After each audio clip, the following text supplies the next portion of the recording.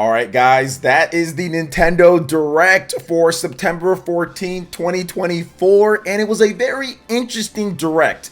In this video, I'm going to break down my highlights of the show, my overall score, in addition to some things that I thought were missing or I would have liked to see in the show. Now, if you like videos like this, please make sure you hit that like button, subscribe if you're someone new, and click that notification bell to get all of my Nintendo Switch and RPG videos first. Now, let's go ahead and jump right into it, and we're going to start off with F-Zero 99. It is out now, and I played it for at least an hour plus after the Nintendo Direct finished, and it's better than I thought it would be, just because it's F-Zero, the classic F-Zero, with some new modern twist to it, but then a bunch of people added in as well, so it's complete mayhem. When you first start up, it's just kind of like a training type of thing, and then once you've beaten a couple of those, you're into it, and you can unlock tickets, unlock new skins for your car. You can do different strategies. There's different types of races that you can do. Like you have like a mini pre type of thing that uses a ticket, or you can do like the big ticket stuff. That's where your rankings can go up and get on the leaderboards. And then you can have the standard 99 F-Zero battles. So it's kind of weird, and I didn't expect it. There was a leak beforehand, and I would have never thought that we'd get an F-Zero 99 game. But this is all we've gotten for F-Zero in the past 2 decades or so, or something like that. And obviously, it's the first online F-Zero game when it comes to new title or different game that's not Nintendo Switch Online, where you can actually pair up with way more other people and play the game. So yeah, it's there. I played it. It works. It's not bad. It's not incredible, but it seems fun. I had a little bit of fun playing the game. So yeah, check it out. If you have Nintendo Switch Online, you can go there and download it right now. Now, next up is a interesting game called Another Code Recollection that's coming out on January 19th, 2024. This is a remake of a DS and a Wii game.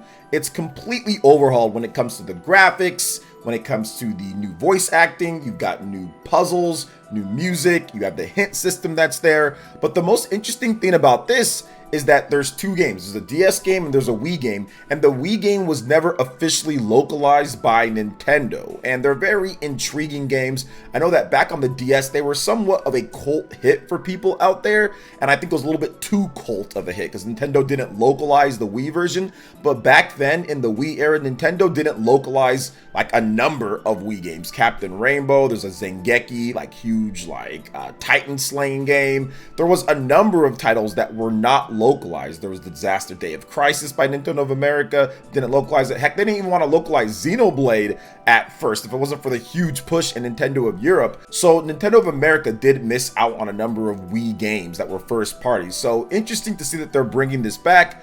But yeah, very end of the life type of thing, and we're going to talk about that in just a bit. Now, the next game that I want to get into that caught my interest was Contra Operation Galuga. Not Beluga, not the whale, Galuga. It's coming early 2024. It's a reimagined remake of the original Contra, one of my favorite games of all time. I used to shred through this game all the time with my brother back in the day, the Contra code. You always love to see it. So seeing them bring this back, I know that the art style isn't for everyone's taste, but I'll take a Contra remake like this over not having it at all. So Konami kind of back, somewhat back, question mark. Hey, look, this is a pretty cool remake, right? You get multiple different characters that have different abilities. You have different difficulty options. There's extra content in the game. Of course, the local multiplayer is all there, up to 4 players. So this is good. This is definitely a step in the right direction for Konami, bringing back these classics and remaking them, because nothing could be worse than that Contra game that they released on the Nintendo Switch. That game was terrible, that 3D Contra game. So this is definitely better than that. Although I'm not in love with the art style, but I think the gameplay and the controls will be well done. Now, next up is Luigi's Mansion 2 HD. That's what they're calling it. They're removing the Dark Moon and they're just calling it Luigi's Mansion 2 HD. It's coming summer 2024. So definitely one of the later life Nintendo Switch titles. You got the online multiplayer, you got the enhanced graphics, you got the HD rumble, you've got the enhanced sound and everything. So it's going to be the same game that you know and love, or maybe that you don't know and love, and it's going to be on the Nintendo Switch. So it definitely looks better, plays better, but it kind of goes to show you how solid the original game was on the Nintendo 3DS, because if you go back and play or look at that original game, it looks really good, and you can tell that they actually improved the graphics in the Nintendo Switch version of Luigi's Mansion. So online multiplayer, get ready for more Luigi's Mansion on the Nintendo Switch. Now next up is Mario vs. Donkey Kong, which this is probably going to be very controversial.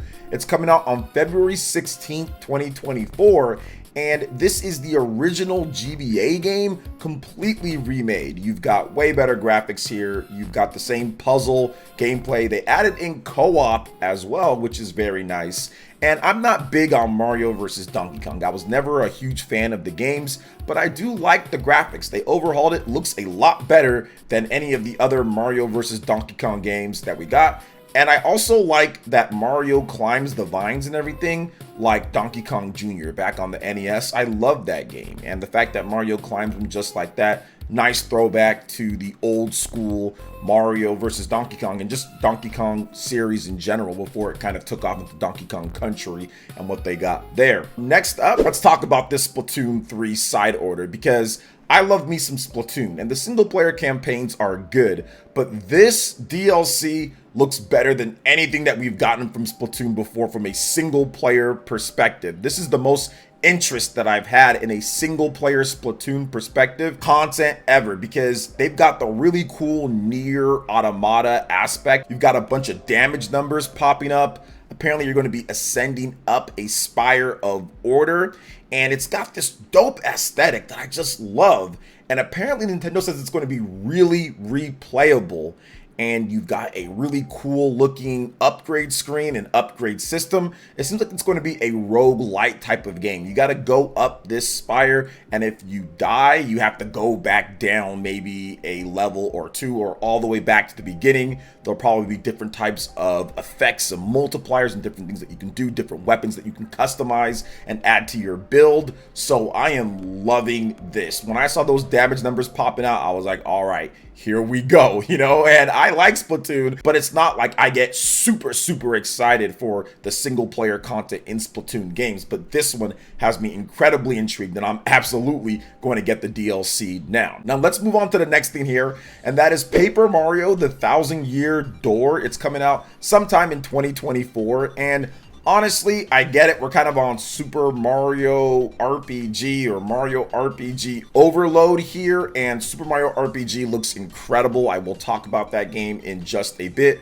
But Paper Mario: Thousand Year Door, people really wanted this game, and this is arguably the best Mario RPG game, arguably the best Paper Mario game in the whole series. So the fact that they're rehauling this and getting out better graphics and gameplay and everything, people wanted this, so I'm not upset with this coming back, and I know I'm gonna play it because Thousand Year Door is awesome. It's a phenomenal RPG. It's rated 87 on the GameCube, and that's a high rating for a GameCube RPG back in the day when people kind of looked at RPGs in a certain type of way sometimes, even with Mario. So to see this come back in this type of way, phenomenal announcement, and I'm looking forward to actually playing this because I played Paper Mario: The Thousand Year Door back in the day, but I barely remembered it. I played it one time and then I was done, and I can go through it now this time with a nice upgrade. Now let's talk about Super Mario RPG just a little bit. We got a new trailer kind of explaining some more of the mechanics, and they showed off some secrets. If you've played the original, you'll know what I'm talking about there. But I love the super meter to where you can do your triple team attacks. I like how obviously you still have the extra button presses that you can do to get extra attacks in. You've got your meter that they added in. It's just an incredible RPG, and I'm looking forward to going through it again. Even though I've beaten the game a million times, the updated visuals, the super meter stuff, the secrets that they added in there, and the boss rush mode that you can do after you've beaten the game, where it gets increasingly harder, that is awesome. So it's actually going to be difficult because the main game is not hard, but I think that that boss rush mode could absolutely be good. good. And I think that there's even some more secrets that they didn't talk about. So this is going to be a great game. November 17th for that one. Next up is a really cool announcement, and that is Unicorn Overlord. This is a really interesting title, but it's from Atlas and Vanillaware, coming out on March 8th, 2024.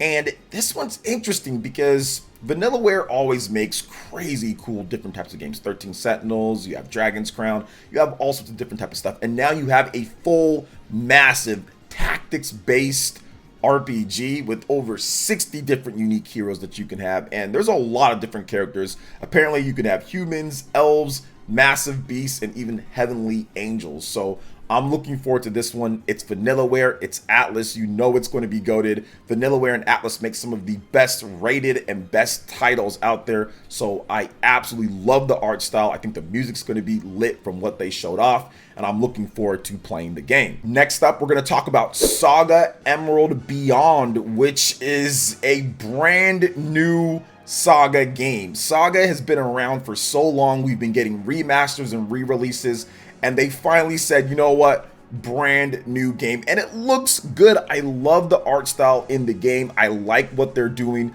Looks like you're going to have a bunch of different adventurers for replay value, and you can pick them and see what destinies lie in front of them. I like the aesthetics of the menus and the combat system. It seems like it's going to be a ton of fun and great to play on the go or on the TV. So very excited about Saga. I think that Square Enix, every now and then, they will come up with some type of surprise, just like Atlas. That's for the Nintendo Switch, but it's also coming to PlayStation 5. It's coming to PC, iOS, and Android, and PS4. So I'm excited, man. I'm excited. It's due out in 2024 worldwide. I'm looking forward to brand new RPGs even this late in the life of the Switch is just wild to me, with Unicorn Overlord and Saga Emerald Beyond. So very good stuff here. Love the fact that they're doing that.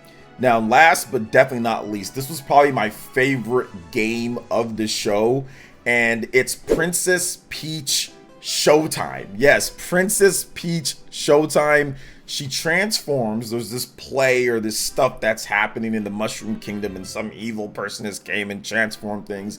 And as Princess Peach, you go there, transform into different outfits and get different abilities. So you have a sword fighter outfit, you have a detective outfit, you have a Kung Fu Peach martial arts, and there's different styles of gameplay within each world or each transformation area that really mix it up and keep things fresh. And I really like that. I actually had a pretty hype reaction to this because, one, I love Princess Peach as a character. I think she's awesome. But two, they didn't just make it to where she's just there like Super Princess Peach, kind of just phoned it on a DS game. This has really unique gameplay elements and different types of gameplay that transforms. There's some platforming, there's some mini game stuff, there's detective stuff. It's dynamic, and it's a very unique game that I'm looking forward to playing quite a bit.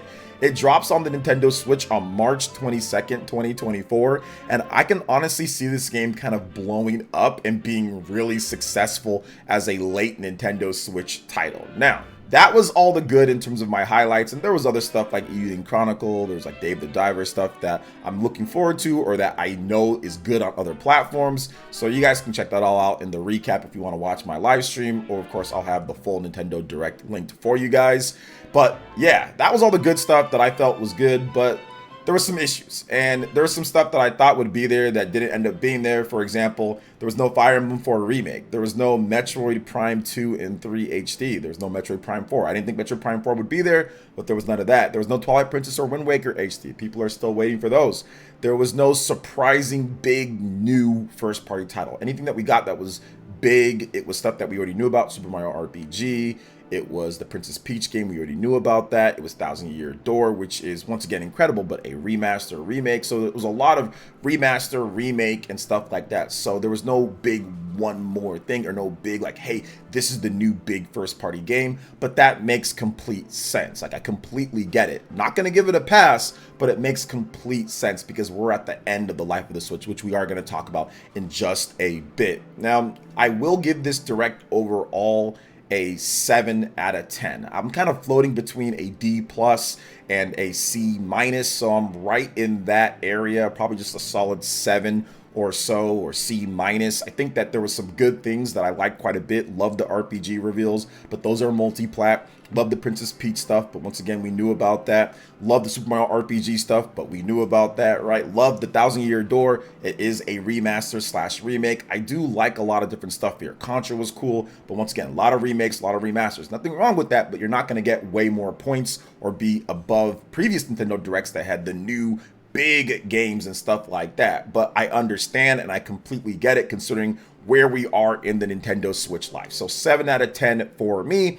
And speaking of that, this Direct definitely oozed of we're at the end of the Switch life, which I was saying before. If you watch my predictions video, I predicted a lot of ports, remasters, re-releases, remakes. I didn't predict a lot of brand new titles for them to show off brand new Metroid Prime 4 or anything. And that's pretty much what we're going to be getting. I don't know if we're going to have another big Nintendo Direct or anything like that before the Switch 2 is announced and everything, but Nintendo's set. In terms of releases, they're set for the rest of this year, and they're set for next year, early next year as well. They've got games all the way through till summer 2024, and I'm pretty sure there might be some other secret releases here and there. So the Switch 2 is definitely on the way. I think this Nintendo Direct pretty much sealed that, and I'm completely fine because by the time that the Switch 2 comes out, it'll be 7+ years of the Switch. That is more than enough for a system. And I don't want things to get to the point where other companies start stealing all of Nintendo's ideas in terms of what they're going to do with the Switch 2 now that the reports are out. Nintendo needs to get that baby ready, get those games ready. A lot of the big games that people were maybe expecting, those are going to be saved for a Switch 2 reveal, probably early next year, where we got in January of 2017 with the Nintendo Switch presentation, and they showed off a bunch of cool games, new IPs, classic coming back, third-party games, and more. So I think a lot of those announcements are being saved for that, and I have no problem with that because I am definitely content. This is just the cherries on top when it comes to Nintendo Switch, and let's get this baby moving to the next thing. So no problem on my end. Plus, there's great games coming out across the board when it comes to PlayStation, Xbox, Switch, PC. No matter what you're gaming on, there's stuff to play. So 7 out of 10 overall. Definitely a little bit disappointing with some of the stuff that didn't show up, but I do feel that games like Metroid Prime 4 will be a cross-gen type of title. Maybe even Fire Emblem 4 Remake will be a cross-gen title too. So we're gonna have to wait and see. So what are your thoughts overall on the Nintendo Direct? What is your letter grade? I'll have a link for you guys in the description to where you can go vote in the community page. Let me know in the comment section. Also, make sure you hit that like button, subscribe if you're someone new, click that notification bell, and we will see you for the next video. Peace out.